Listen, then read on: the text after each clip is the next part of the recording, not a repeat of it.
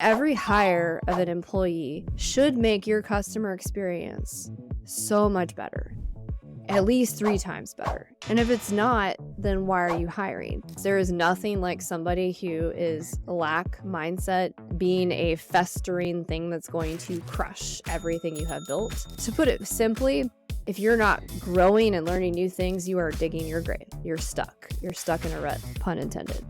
You can have it all. You just have to be intentional.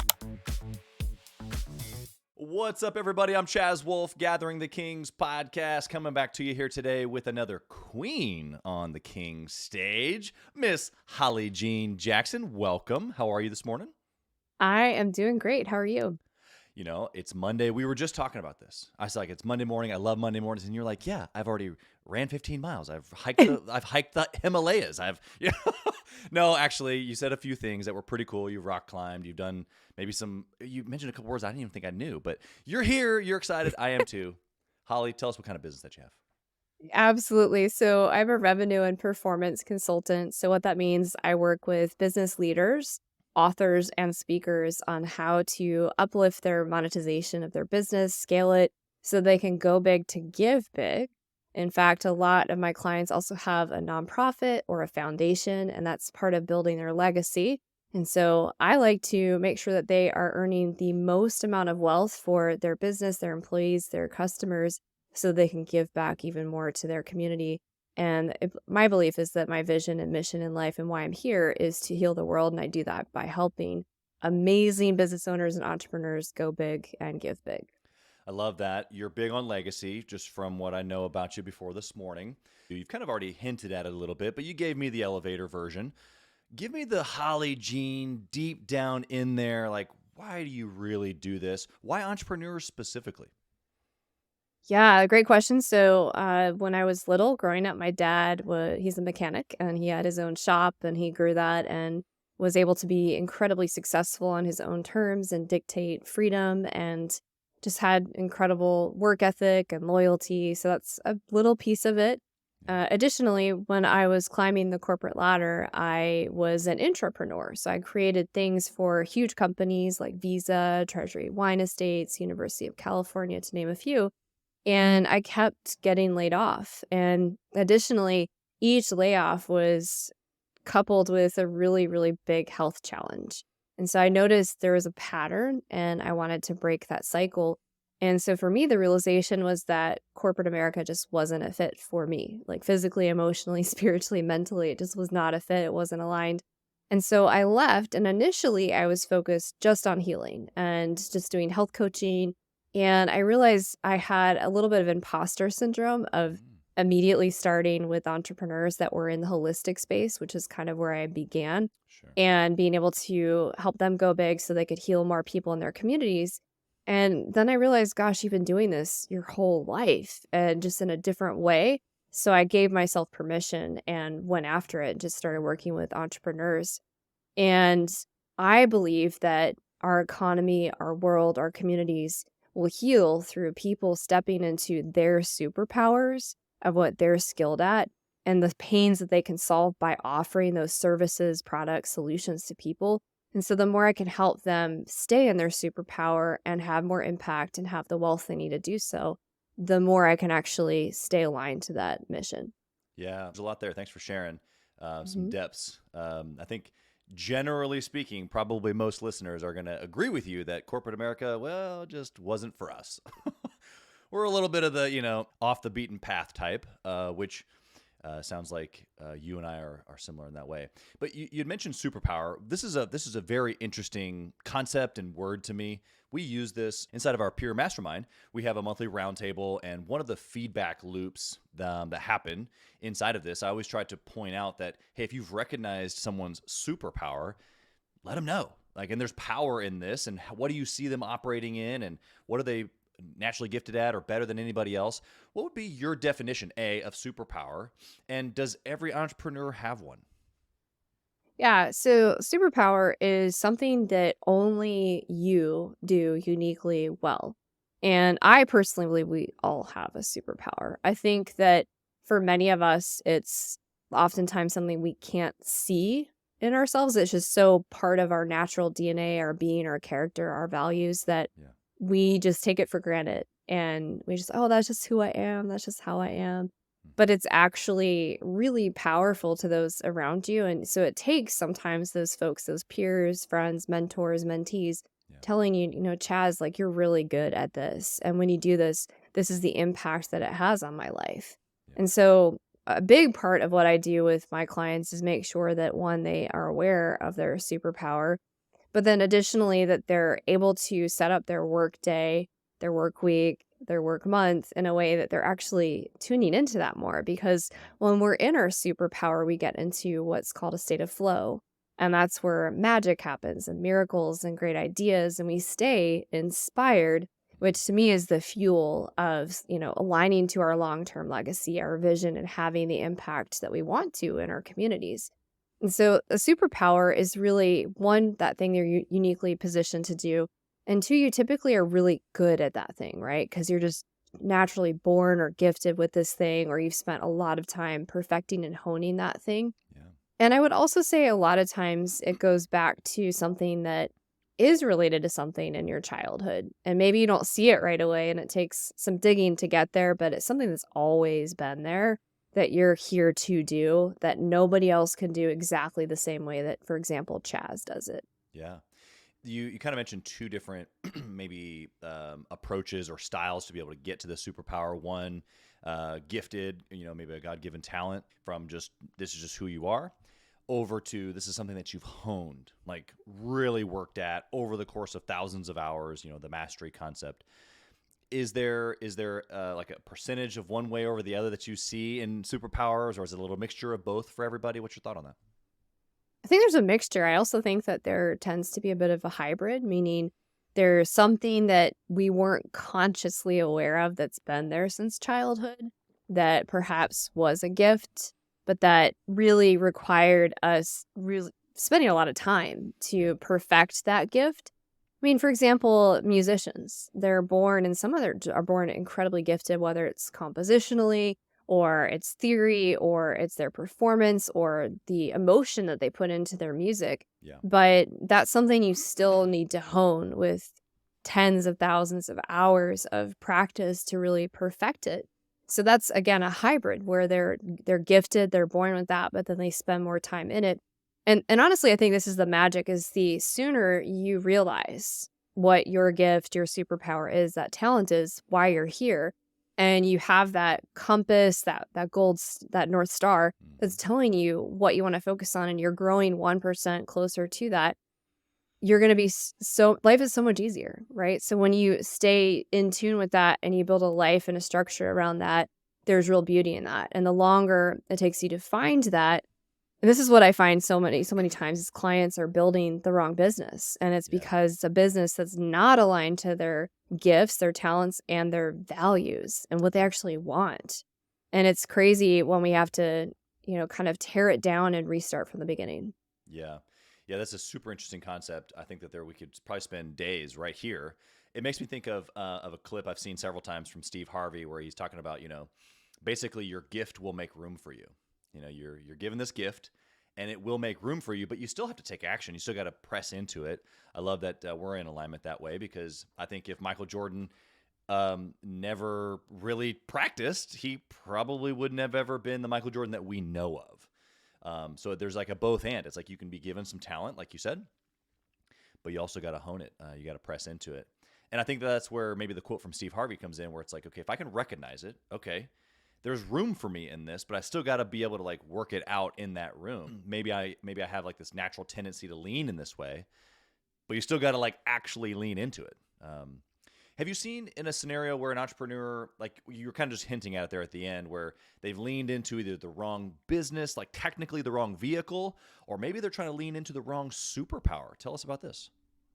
Yeah, it happens all the time. All of those all those examples where they'll come to me and they have a goal and it's usually structured around, more wealth or scaling their business or fixing something with their employee culture. Those are typical places we start.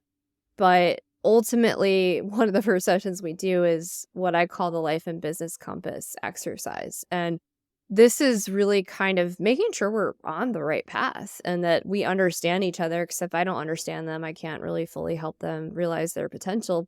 Yeah. And we look at their life priorities, their 3 main goals for their business that next quarter, and their legacy thing. So that is 10 years, 20 years from now, if one person, it might be, I wanna impact 100 moms who wanna start their side hustle, earn $1 billion in the next 10 years, right? So that's one example. And I asked them why, like, why is that so important to you? And when we look at all 3 of these metrics, their goals, their life priorities, and that legacy one, it's really truly what they want, their real why, their real superpower, and those are aligned and the business isn't. That's a massive change that we need to shift. And so sometimes it means outsourcing a lot of the work of the business to somebody else. Sometimes it means exiting the business and selling it. Sometimes it means starting completely from scratch.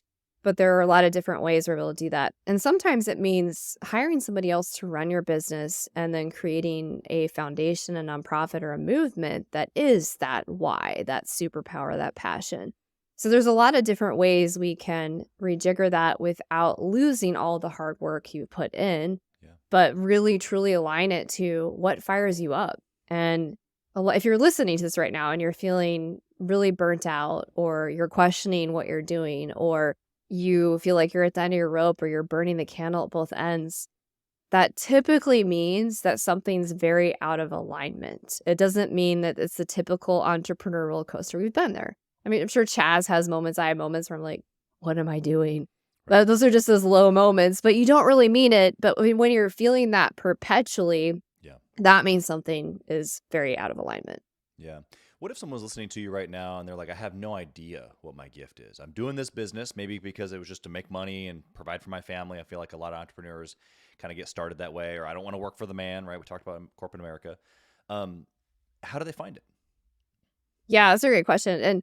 And I will say there are some people that start incredibly successful businesses that are just good at something, but it's not like the thing that lights them up on the inside. Yeah. And so we work together to really dig into what is that thing that lights you up, and what are the ways we can actually connect these two things, the emperor that you've built, this fortress, and make sure that it's also filling you up. And to discover your superpower, one of the places I would start are the people that are closest to you, those inner circle people in your business and in your personal life, because we can gain tons of insight and value from even people that are not involved in our business on what our superpower is. That's right. So some of the questions you can ask them, you can just like buy them a coffee and be like, hey, I'm like doing this exploration of myself, and I'm really curious about your perspective. When you think of me, what is the one thing, if you're introducing me to someone else, that you highlight? That's like the awesome thing you know about Chaz, for example. Or when you think about me, like if you were doing my eulogy at my funeral, yeah, I get deep here real fast. Yeah. Let's do it. What would you remember me for? Yeah. Like, what is so unique about Holly Jean or Chaz that makes you stand out from the crowd that nobody else can do the same way? Yeah. So these are some of the questions you would ask to start uncovering the connection points of what that superpower is and that skill is. And it comes pretty quickly. I mean, when I speak to my friends, people, when they describe Holly, they're like, she's inspiring. She's really good at writing and connecting messages and connecting people. She's a connector. Those are her superpower talents. She's able to connect dots that most people can't see very, very quickly. And for me, my core value, one of my core values is inspiration. If I can inspire one person every day, change the trajectory of one person's life every single day, I'm doing my job. And that's why I gave myself permission to help more business owners, because they're doing that for so many more people. Yeah. So let's have that ripple effect and get rid of all the fear and grossness that we see on the news every day. Right. What if somebody's just listening right now and maybe they're a couple years into business and maybe they're a marketer, maybe they're a contractor, maybe they're a retail store owner, and it's really laborsome is really what it is. Like everything that you just gave was very, inspirational and like, wow, like I would love to be there. They don't feel that way at all. More along the lines of what you just said, kind of burnt out and like maybe not even burnt out, but just it's the upward push in those first couple of years, and maybe I'm doing the right business. I don't know, but I'm just kind of like going after it. So again, maybe not burnt out, but definitely not feeling in their place. They Yeah. can go ask some other folks around them. I think that that's a great idea. What can they do in their business specifically to maybe start honing maybe more of these like connected moments where they're like doing it on purpose rather than just what feels like maybe pushing something up the hill? Yeah, well, first of all, the first part I wanna hit here is that the first 2 to 3 years of your business, and for some people, it's the first 5, right? They're not easy.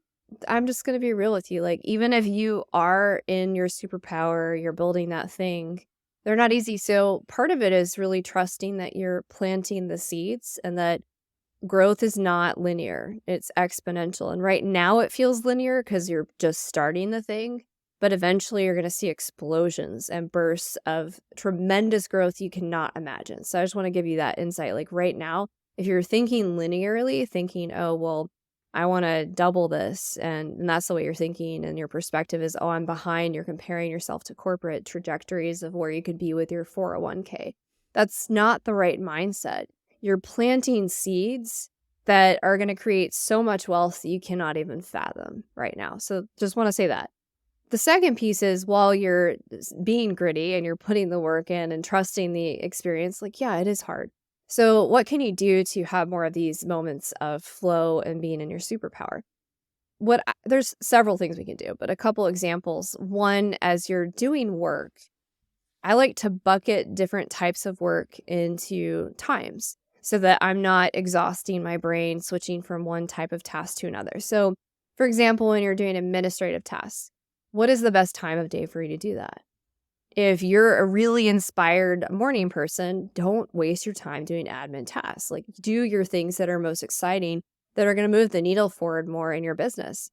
And then the other piece too is you play with block scheduling and the best time of day for you to perform different types of tasks, which takes a lot of time. Like, you're not ever going to nail the right schedule for you for a day or a week for a while. It's going to take probably a year or two to figure out exactly what's best for you.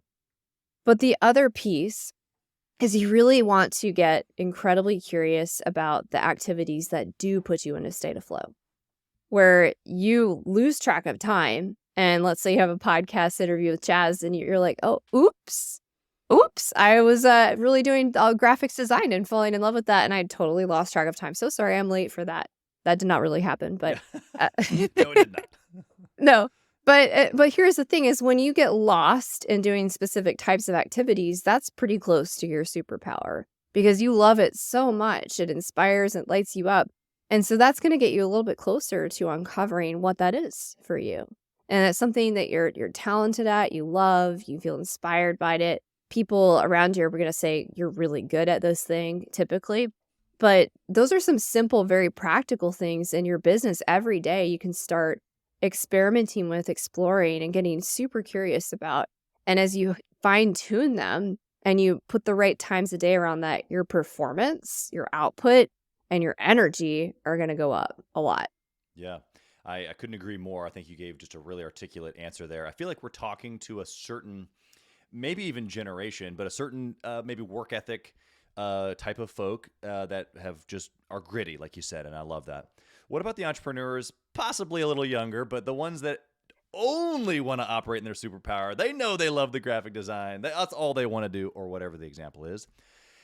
And maybe they need a little bit of a message of like, you need to do the hard things also, or figure out a way for them to get done because, just making pretty pictures won't get you any sales. What's the message for those entrepreneurs? Yeah, well, so first of all, I don't think that you should outsource anything until you have an idea of the expectation you have for it because your business is your baby. You love it. This is the thing you're building, has your name on it. It is, for many, your legacy. So why would you, just have somebody else do that for you right away? Now, I'm not saying you should forever do admin work. Absolutely not.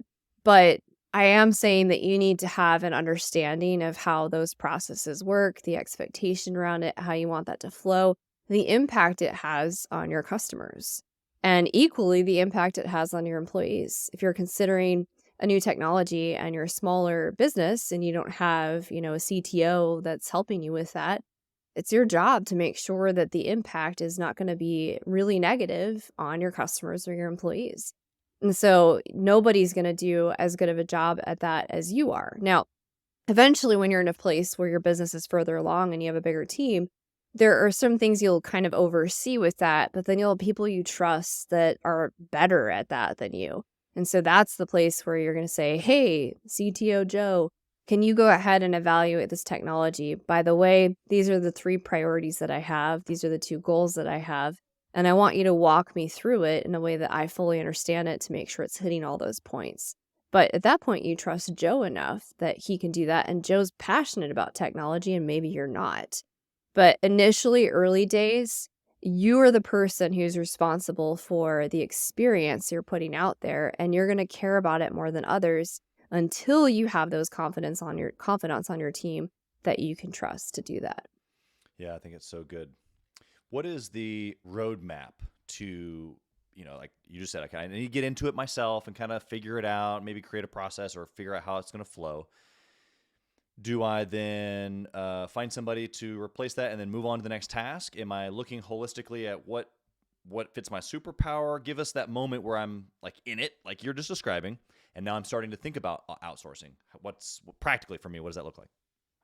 I mean, when you're in the early days of your business and you're outsourcing for that first person, that can be very intimidating for people. And a lot of my clients, that can be like the scariest moment of their business because then you're responsible for somebody else's livelihood, right?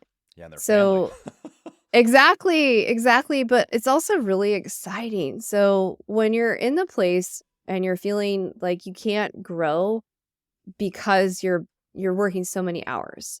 And or for me, it's usually when I feels, gosh, this is starting to feel like a corporate job again. I'm like, cool, let's grow the team more. Because that means that I'm working too many hours. I'm not staying in my superpower. My body tells me very quickly. It's like, ooh, I'm feeling some pain here. Like that's not good. So when you're at that point where you are maxed out, you're working too many hours, and you have several tasks and several things that are repeatable, right? And it's something that you could easily build out as an SOP, a standard operating procedure on. And also, it's not really a great use of your time.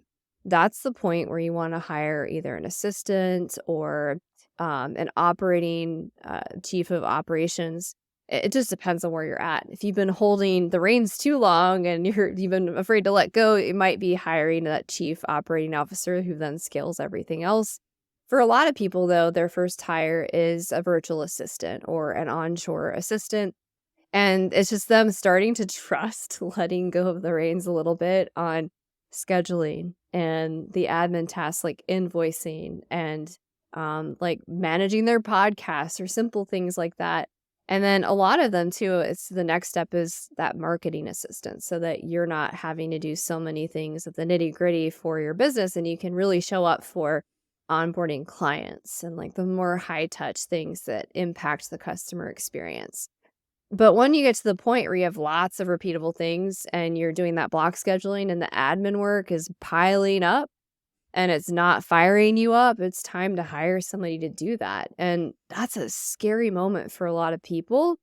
And it also requires a lot of abundance mind thinking and not being in fear because it's a big step. Hey, kings and queens, Chaz Wolfe. I want to talk to you about something that's super important to me. We put a lot of time and effort, we meaning myself and my team, into this podcast, into the content that goes out every single day. And if you have been getting any sort of value or insight from this, we want it to be able to reach other business owners too. So we would love if you would like, comment, share, leave a review, post, share again, all of the things on social media, on all the different platforms, or even on the podcast mediums of Apple and Spotify. We would love to be able to get our content into more hands, more entrepreneurs, so they can grow their business as quick as possible. Together, we are building a community of like-minded entrepreneurs who are committed to growing their businesses to new heights. So let's do this. Let's help each other. Let's help each other grow. Yeah, that last sentence, a little bit of a just power play there from you. I just want to try to repeat some of that. But if it's piling up and not firing you up, I mean, holy moly! I can think in my own mind. I can think of exact moments where I have felt, wow, this is piling up, and for sure not firing me up. I think that's just so powerful. Okay. So you've given us some practical stuff on how to get kind of rolling here around that first hire. I think that you're so right. It does require an abundance mindset. What do you mean by that? Obviously, we talked about the weight of carrying someone else's like financial, like their money comes from my business. This is crazy. Their family, they eat because we're doing things inside this business. Like that's all like really, really, like you said, kind of heavy or scary. Where does abundance come into this where I'm like trusting what? That I'm going to be able to provide for them, you know? Yeah. So, and I mean, there's practical pieces to this and there are mindset pieces to this. I'm not one of those people that just says think this. I also mean take action and do it. And it's really the two together that give you the miraculous growth that you want to see, the exponential growth. Yeah. So, in terms of the mindset around abundance, it's instead of thinking about what you need, it's thinking about what you want for your clients, what you want for your employees, even if it's the first one, what you want for your customer experience to look like in the future. And you cannot grow your business completely alone. I mean, there are some elements, some aspects you can do with technology, but that only takes you so far. And I hate to break it to you, like I used to think early days that I could just scale it with technology. I am here to tell you guys it's not true. You need more people around you so that you can tap into more brain power and people that have different skill sets Yeah. than you. Yeah. So it's thinking more about what you want and desire for the future state of your business and your customers in a very like excited way. And again, the difference between need and want is very different. Needs are survival mode, fear-based. It's like just, Maslow's hierarchy. Wants are the desires that fuel you, and you don't need to explain to anybody what you want. They're desires you have. You're born with them, you get them, like you have them. That's okay. And you don't need to explain that to anyone. But you need to be tuning more into that instead of the fear-based thing. Because if you hire that first person and you're thinking, what if this happens? What if that happens? And you're fear-based and you're needs-based to survive and just make payroll, then you're not setting yourself up for success. Now, on the practical side of that, not just like the mindset side of that, of course you want to have enough money to be able to pay your assistant. But you also have to track alongside that the exponential growth you're going to experience after you have this person supporting you. And you're never, by the way, as soon as you hire that person, you're never going to want to go back. And you're going to be excited about the next hire and the next hire and how you're going to scale it. But it's really getting past that first hurdle of hiring that first person successfully that a lot of people struggle with. Yeah, you mentioned something that's super, I think, not only accurate, but I've seen happen in my own journey and plenty of my clients as well. But that you have to calculate the exponential growth that happens after you make the hire. And so there's a little bit of faith here of like, okay, Holly Jean says if I hire this person, we're going to grow exponentially, not linearly, but like hockey stick. That in itself is a little bit like, feels like a gamble, but we can go back. The other part that I'm hearing you say is I can use calculated statistics on whether it's my business or I can look at other businesses and go, okay, like if I do this, and this person does that, then I should be able to go do this instead, which then should help fill in the blank. I mean, I'm sure everybody listening has that list of nice to haves that they're brilliant ideas that are going to just explode your business, but you don't have time to do them. So as you're looking at the practical side of it, if you just did 2 or 3 of those things, how much revenue are those things going to generate once you have this assistant? Probably a lot.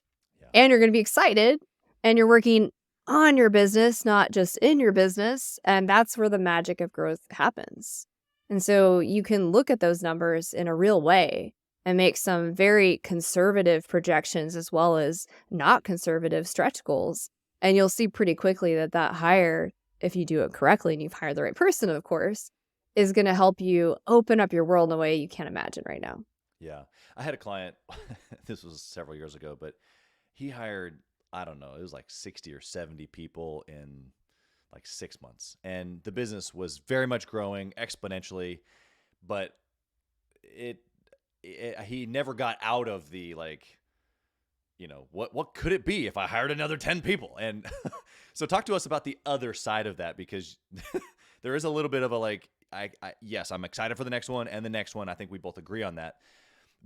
there is a tipping point at some point to where I have too many humans and not enough of the actual things happening because things get muddled. Things aren't they're unorganized. There's not enough SOPs. Like now we're just all kind of like here hanging out, standing around. Like it's not as efficient, I guess, is probably what it could have been, which probably goes back to a lot of things he should have done before that. However, give us your thought on the like I've hired a few. We see momentum compared to the like maybe over hiring or over projecting, that type of thing. Yeah, well, this is why your employee experience and your customer experience are really important, and you should be obsessing about them. That's good. You're probably seeing high turnover. You're probably seeing employees that are not doing their job to what you would project their performance should be. So when you see these things, you are not supporting your employees in a way that allows them to see themselves tied to the vision of the company. They're not bought in. They might not be values aligned. And you're certainly not creating the right culture, which honestly, once you hire people and you've spent all that time building the foundation, the next really hard piece is building an incredible employee experience. And that takes time. It takes the leader and the business owner being very in that intentionally. So if you're hiring without that intentionality and you don't have the specific vision of what you want for your customers and what that looks like, you'll likely see the quality on the customer experience start to slip. You'll start seeing fewer clients that are, renewing their contract, so to speak, or staying with you, or they're giving fewer referrals because they're disappointed with the quality and the output of the employees that you've put out there. So this is why you want to have very, very clear KPIs and metrics and things that you're measuring on both sides to make sure that it's balanced. And every hire of an employee should make your customer experience so much better, at least 3 times better. And if it's not, then why are you hiring? And this comes back to the compass as well. So your life and business compass, if your legacy is, to affect 100 moms, we'll go back to that example, in a way that they're growing their business by, 10 times every year that you're working with them, then every hire should be adding value to those moms on how they can do that.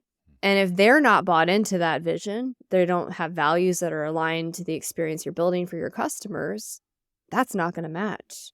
And then you're just hiring for the sake of numbers. And when you're doing that, you're digging your grave. I hate to say it, like you literally are digging your grave. There is nothing worse than a bad apple in your employee experience. And I'm sure as you've experienced this too, in your communities. So your customer-based communities, if you have a mastermind, you have group coaching, you have a movement, you have some sort of subscription base, you also want to make sure you're very careful who's there. So it all comes back to your vision, your mission, your values, and being intentional as you scale this. Yeah, I love the things that you've said there about the bad apple. We've talked about this a couple of times in a couple of different podcasts, but what are your thoughts on once you've identified that? I mean, this could be as small as I'm just thinking of a 2-man drywall crew, and the one guy is just bad attitude, bad apple, all the way to like you're saying, maybe I'm a coach helping moms, and I'm a fitness and XYZ, same scenario. What do I do? Yeah. I mean, as soon as you find that bad apple, you want to weed it out, literally, pun intended, as quickly get rid of it because it's just going to continue to rot. And here's the thing, if you hired somebody who's not mission aligned, who's not values aligned, you cannot change those things in humans. Those are things that are fundamentally who people are. And so that's why you want to hire people and have a very, very strict hiring process and a very strict vetting process, because otherwise you're not protecting your employee base and you're not protecting your community. And as you grow your business, the quality should be improving over time. Before we hopped on here, Chaz is talking about all the things he's doing to make this show and this space even better. And that's because Chaz understands the importance of quality in business and quality of service and his community. But if you stop obsessing about that, that's where you get the bad apples. And if you don't take them out of the organization very, very quickly, or the community, it is just something that's going to fester and spread quickly. And this is why we were talking about abundance mindset versus kind of being fixed or stuck and negative. That is something you want to hire for as well, because there is nothing like somebody who is lack mindset being a festering thing that's going to crush everything you have built. Yeah. And you want to ask questions around that really help you get to know somebody very, very quickly to make sure you're hiring for the right kind of mindset as well as skill set. Yeah, let's talk fixed versus maybe growth, or fixed versus abundance. We've kind of already gone down the abundance way, but you kind of introduced this idea of being fixed or stuck. How do I, A, recognize that if that's me as the entrepreneur, how do I recognize it and change it? And or if I'm hiring, how do I recognize it and then be able to weed them out so I don't hire them? Or I made the mistake of hiring them. How do I weed them out after I get rid of them? Or how do I recognize it? That's really the question. Hopefully, I remember all three of those. Okay. Yeah. So, if you think you might be a fixed mindset person and you're trying to get into growth mindset, first of all, fixed mindset is you just kind of do everything the way you've been doing it, and you're comfortable with the status quo, and you aren't obsessed about your customer experience and employee experience because you think that how you're doing it now is always going to work. Like, that's very like fixed mindset.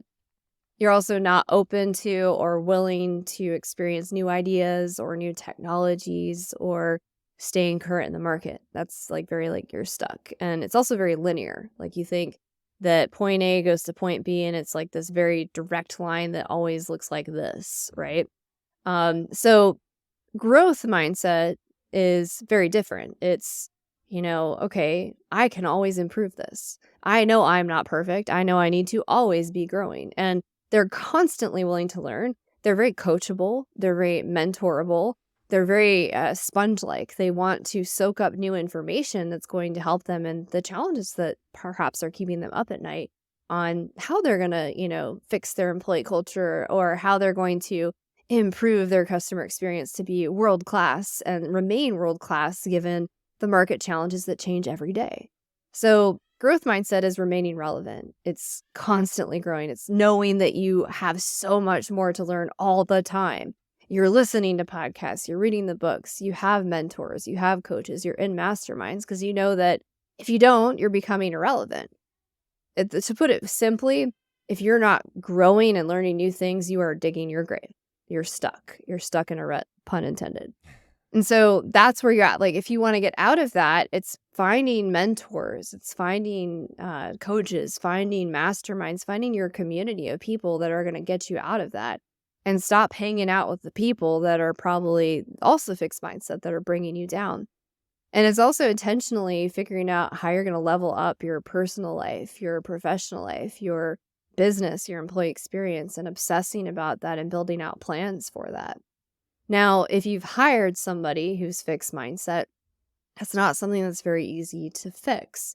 So, unless they're really efficient in the work they're doing and they're not creating a huge negative problem, you would want to get rid of them. Sadly, you would have them leave the organization. They're just not a fit at that point. And sometimes that's why I recommend hiring and having a 30-day contract and then followed by a 90-day contract with specific KPIs. And then after that, they can be a real, full-time employee. That protects you and the person you're bringing on. And there's that honeymoon phase, right? You can't really see people's true colors and you can't see how they're going to fit within your organization without a trial. And so being intentional with how you onboard them so it's easy to have an exit strategy if they don't fit is best for them and for you. But then additionally, if you do see value, you can mentor them into a growth mindset, and that becomes part of their KPIs and part of their official contract as an employee with you. Did that answer the whole question? Yeah, super impressively, actually. You that last little piece there, I wasn't sure if you were going to get to it, but you did. You remembered. Okay, so there's just so many very, very cool things that you pointed out. I want to just highlight one thing and ask your opinion on it.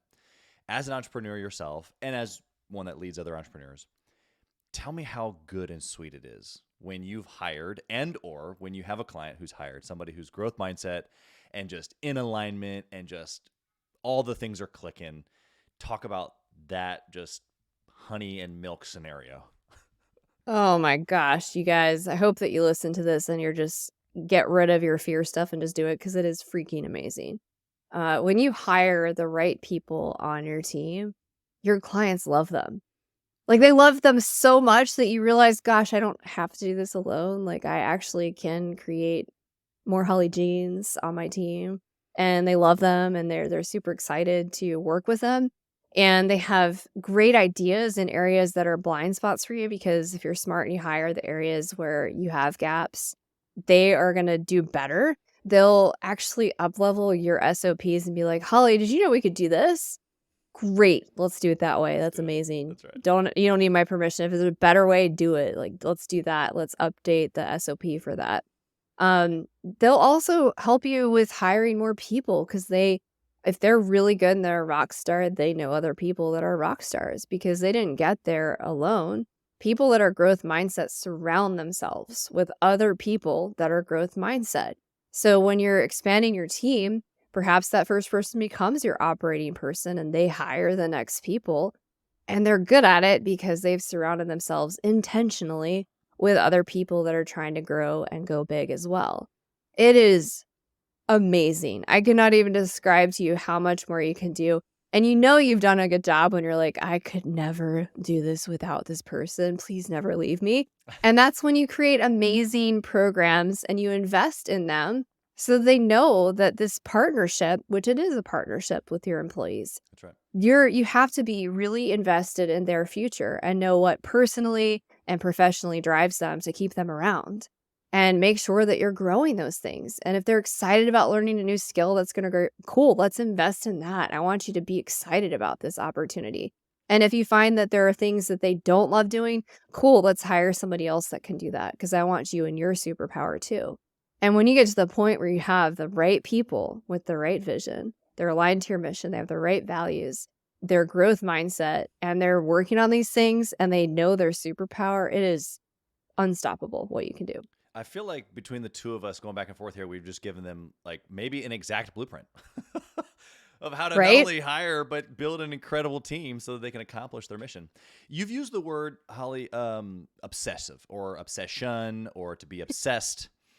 And this is a fond word. I love this word, but I want to know, A, what does this word mean? And then I'm going to ask you a couple other things after that. So give us first your definition of what does it mean to be obsessed? In this context, to be obsessed, and I mean, maybe it's because I have my nickname is Jetpack Chaz, and it's because I like to go fast, Jetpack Holly and Jean. so yeah. So when I mean obsessed, like, and this applies to lots of things. So with rock climbing, if I'm obsessed about rock climbing, I am working with a physical therapist to get past an injury. I'm working with a personal trainer on like programs so that I can do high steps better and I can like cling to the right better. I'm doing like trainings and credentials and meeting people that are better at that thing than me. But in business, it also means just for customer experience, I want to make sure my customers are always saying great things about what I'm doing in business, what my team is doing. I want to make sure that we are over delivering, that they are over the moon happy with what we are delivering. But I also want to know exactly what it is the thing that's keeping them up at night. Yeah. Because if we can help them with that and keep them as a customer, that's helping them get past their pain. It's making their life better. And it's easier for us because we don't need to get new customers and clients. And this is why our clients stay with us a long time, is because we obsess about what's happening in their life. And it also means that the folks that I hire, and myself included, when we are working with our clients, we don't stop thinking. It's not like I go on with my life and I'm not working all the time, but if I am doing like a sensory deprivation float and I have a client issue that I haven't been able to solve, I'm usually going into that float thinking about it and then zoning out and like letting theta waves take over and come up with solutions. And I'll come out and I'm like, "Hey, Joe, I have a solution for that. Like, this is my idea." And he's like, "Oh my gosh, that's brilliant. That's amazing." Yeah. So it means really obsessing about that success in whatever that area of your business or your life is, and being committed to making it happen. I feel like that's Okay. a long answer. Sorry. No, it was great. I mean, I could just probably just listen to that on repeat. You want to talk about something that gets Chaz fired up? It is definitions like that. Okay, so what's the opposite? If that's obsessive or obsession, what would be the opposite, or maybe something that someone's experiencing right now and they're drawn to your answer of obsession? but they're in this other place. What is this other place? Yeah, I think the other place would be you get lackadaisical or you take for granted what's happening. So, for example, a lot of people, especially early days in business, get so obsessed with lead generation. And then they're like, why am I not getting the results that I want? It's because they're not looking at the sales process. Well, your lead gen is only going to take you so far. And then also the clients that they do have, they're not focused on because they're so obsessed with just lead gen. And so that's the other thing. You have to have balanced obsession, because if you're not looking at all those areas, you're going to see gaps. So if, for example, you're not invested in your sales process, people are going to see that. They're going to feel that. They're going to tell on a call, like, she's only halfway here. She's just showing up and going through the steps. You're going to see lower conversion rates. Yeah. You're going to have to invest more money in your lead gen because you're not converting the calls that you're getting. You could even see lower call volume, perhaps, because people start sharing and the buzz gets out that, Holly's not doing a good job. That would never happen. That was a But quick obsessive comeback. Wait a second. because I'm not lackadaisical about it. You just take it for granted. It's like you think that you've solved this thing and you aren't looking at it. And when you don't have continuous improvement over time, the market is constantly changing. What your customers is needing is constantly changing. Change is the only inevitable thing. And so if you lose sight of it and you're not breathing air into it, that's the opposite of obsession. And you're going to see the numbers tank quickly. And I've seen a lot of businesses, they'll be 7 to 10 years, maybe even 20 years into business, and they're mature in their business, but they've lost the obsession and they've become less relevant in the market. So they come to me because they're, gosh, my profit margins have gone down by 30 or 50% in the last quarter. What's happening? And I'll come in and, like, the first time we do a call, I'm like, yeah, here are 5 areas where you have massive profit leaks, and this is how you would fix them very quickly. By the way, we need to go deeper in these areas because otherwise you're going to become even more irrelevant and your profit margins are going to go down another 60% next quarter. And so that's the opposite of being obsessed. Yeah, I love it. This idea that you gave of being obsessed, you said balanced, but in multiple areas at the same time, is something that I absolutely ascribe to. Zooming up a little bit, I see it as obsessive in my business and finances, my marriage and family, my health, my faith, my lifestyle, like all the things. Tell us what your thoughts are there, because there's a lot of people that don't think that that's possible. I have to, like, go all in on business, and I have to say no to everything else, or I have to go all in on family, and I have to say no to my business, or I have to be balanced. We know that this doesn't exist. It's all about maybe being obsessed at the same time, how you've already described, but give us your perspective on the kind of a little bit zoomed up approach. Yeah, well, I'm actually rereading a book right now that is Dan Sullivan partnership book on 10x is better than 2x and it's easier. And he talks about, it starts with freedom of time, and then freedom of finances or wealth, and then you've got freedom of relationships, and then freedom of mission and vision. So ultimately, if you think the buckets even you described fall into those 4 categories. When we can free up our time and choose intentionally how we spend our time, like, we're going to be happier, we're going to be more inspired, we're going to be more creative. And so that gives us, abilities to get freedom of money and wealth so that we have those opportunities. You can have it all. You just have to be intentional. And what that means, though, is ultimately we're letting go of a lot of things that are not serving us, which is painful and does require some grieving. I'll be honest with you. You don't grow at 2x, 10x, any of the things in any area of your life without letting go of something and mourning the loss of that thing that served you up until that point, but it's no longer serving you. It's actually an anchor. It's holding you back. It's bringing you down. And so the people that are intentional about the long-term impact that they want to have with their relationships, their marriage, their family, their community, their business, the world, and they know exactly what that looks like, they're also a lot more clear on the things that they need to stop doing because they're getting in the way. They're not serving them. It's not helping them grow. And that's a painful thing to do. You can have it all, but it also means you have to let go of a lot of stuff that's really hard to let go of. That could be friendships. It could be boundaries with family members. It could be an activity that's not serving you. And We all know change is difficult. It's also incredible and fuels us and it helps us grow. But if you're not willing to let go to scale up and grow, you're going to be stuck. And that gives you that fixed mindset, kind of bringing that full circle. Yeah, yeah, you've done an incredible job articulating that. I've got one last question here for you, Holly Jean. You've had just amazing experiences in the corporate America world. It's funny how you've been the CTO, but you're now the person that's like, no, I can't scale my business with just technology. Like you've had all these crazy experiences inside and outside, meaning, in someone else's business and you now running your own business, helping other people with their businesses. I want you to scale back the clock. You get to pick the age. I want you to talk to the younger Holly Jean. You tap her on the shoulder and you whisper in her ear. What do you tell her? Ooh, I haven't had this one for a while. Chaz, you're challenging me today. I would say, Holly Jean, listen to your intuition. Stop comparing yourself to others. Feel the big feelings and realize that that's actually part of what makes you uniquely amazing. And don't ever let anyone tell you that there's something you can't do, because you can. Super powerful. Holly Jean, how can the listener find you if they're an entrepreneur and they want to listen to your TED Talk, they want to listen to your podcast because you're everywhere, you're a freaking superstar, or maybe they're just realizing that they need someone in their life to be able to help them ask hard questions like you've already done here today. How can they maybe engage with you as a coach? Yeah, absolutely. So it's hollyjeanjackson.com is the website. It has links to the book, the podcast, both called Inspiration Contagion.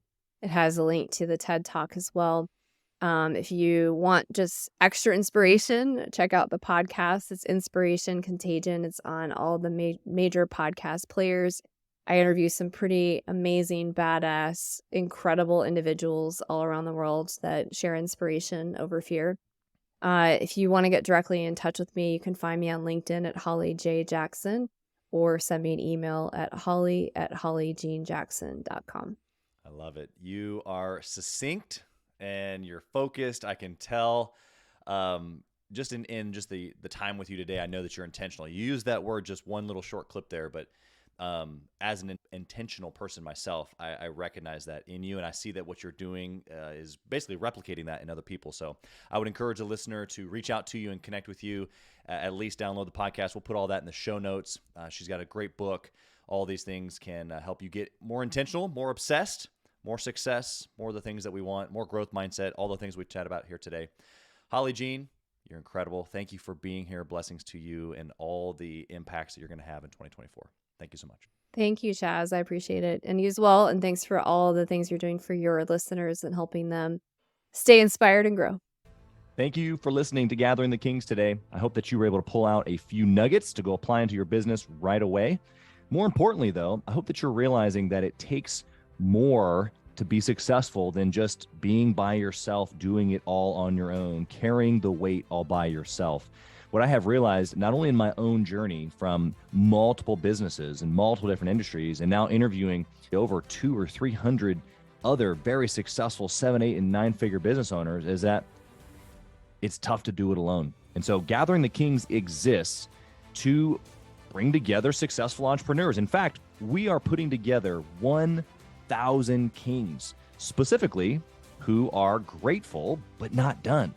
We're intentionally assembling kings who fight tooth and nail for their business, family, and communities. And here's what we believe, that in the pursuit of excellence in those areas, that it ignites within us the responsibility to govern power and forge a lasting legacy. So if that relates and resonates with you, and you know that you need people around you, sharp, qualified, other very successful business owners, I want you to go to gatheringthekings.com. I want you to take a look at what we're doing and see if it makes sense for you to be part of our pursuit to 1,000 kings. Talk soon.